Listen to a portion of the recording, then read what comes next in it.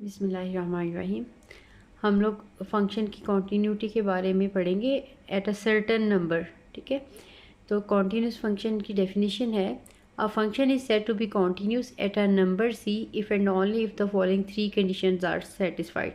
कि किसी भी फंक्शन को हम कहेंगे कि ये कॉन्टीन्यूस है अगर ये थ्री कंडीशंस को सेटिस्फाई करे। किसी पर्टिकुलर नंबर सी की बात कर रहे हैं, जैसे हम लिमिट चेक करते हैं एक्स अप्रोचेज टू 2 या एक्स अप्रोचेज टू 1 सपोज, या एक्स अप्रोचेज टू 0, तो वो जो ज़ीरो है पर्टिकुलर नंबर, इसी तरह से हम कॉन्टीन्यूटी भी किसी नंबर के लिए चेक करेंगे कि ये फंक्शन उस पॉइंट पे कॉन्टीन्यूस है या नहीं है। तो इसकी फ़र्स्ट कंडीशन ये होनी चाहिए कि F of C is defined.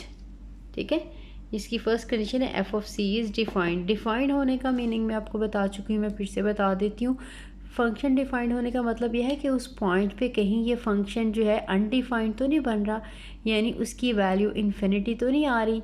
जैसे अगर हमारे पास कोई स्क्वायर रूट में फंक्शन है, जैसे x जो है, सपोज अगर यहाँ पे कहें इस फंक्शन की कॉन्टीन्यूड -1 पे चेक करनी हो, तो सबसे पहले -1 पे ये फंक्शन ही डिफाइंड नहीं है, क्योंकि इसका आंसर जो है वो इन्फिनिट आ जाता है नेगेटिव नंबर का जो है स्क्वायर रूट। या अगर इस तरह से फंक्शन आ जाए 1/x, तो कहेंगे 0 पे इसकी जो है ये फंक्शन डिफाइंड नहीं है। अगर ये आ जाएगा 1/x -1, तो ये फंक्शन जो है 1 पे डिफाइंड नहीं है। यानी वो ऐसा पॉइंट तो नहीं है कि जहाँ पे ये फंक्शन ही अनडिफाइंड हो जाता है। ठीक है, सबसे पहले हमने कंडीशन यही चेक करनी है जब भी कॉन्टीन्यूटी चेक करनी है, कि पहले हम उस पॉइंट पे उस फंक्शन की वैल्यू, ठीक है, लिमिट और चीज़ है, ये वैल्यू और चीज़ है। लिमिट में हम समटाइम फैक्टराइजेशन कर लेते हैं, कोई फार्मूला अप्लाई कर लेते हैं, लेकिन जब हमने F of C find out करना है, दैट मीन कि हमने डायरेक्टली वैल्यू जो है वो इसकी सब्स्टिट्यूट करनी है। जैसे इसमें हमारा एफ ऑफ एक्स जो है √x है, अगर एफ ऑफ 3 फाइंड आउट करने को कहेंगे तो हम इसमें √3 डायरेक्टली लगा लेंगे, 1/3 डायरेक्टली लगा लेंगे, 1/3 - 1 डायरेक्टली लगा लेंगे।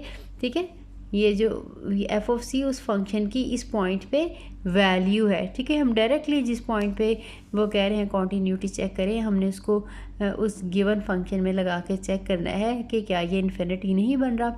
अगर इन्फिनिटी बन रहा है फिर तो वहीं पे हम कह देंगे कि ये फंक्शन जो है ये कॉन्टीन्यूस नहीं है, क्योंकि उन्होंने कहा अगर ये 3 कंडीशन सेटिस्फाई होंगी तो फिर हम इसको कॉन्टीन्यूस करेंगे। लेकिन अगर ये फंक्शन डिफाइंड है तो फिर हम इसकी सेकंड कंडीशन चेक करेंगे।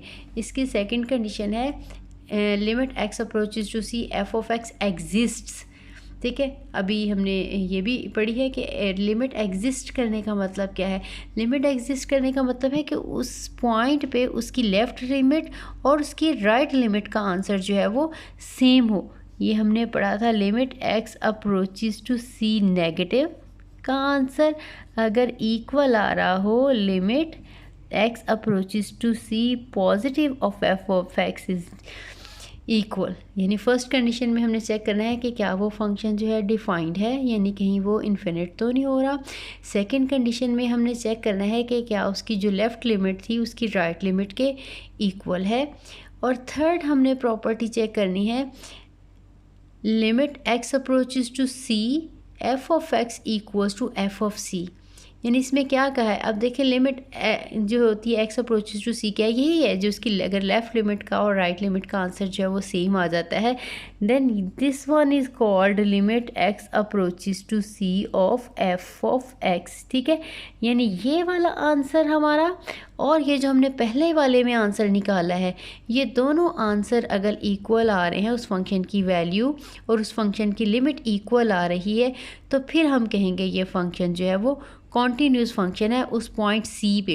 यानी अगर हमने 3 पे ये सारी कंडीशन चेक की हैं, 3 पे उस फंक्शन की वैल्यू चेक की है, 3 पे उसकी लेफ़्ट और राइट लिमिट चेक की है, वो इक्वल है, देन उसकी लिमिट जो है उसी की ये दोनों आंसर जो हैं, इसकी वैल्यू और इसका लिमिट का आंसर सेम आ जाता है, तो फिर हम कहेंगे ये उस पॉइंट पे, उस सी पॉइंट पे फंक्शन जो है ये कॉन्टीन्यूस है। ठीक है, और जाहिर है अब डिसकॉन्टीन्यूस कौन सा होगा, इनमें से कोई एक भी कंडीशन अगर सेटिस्फाई नहीं होती तो फिर हम कहेंगे वो फंक्शन जो है वो डिसकॉन्टीन्यूस है।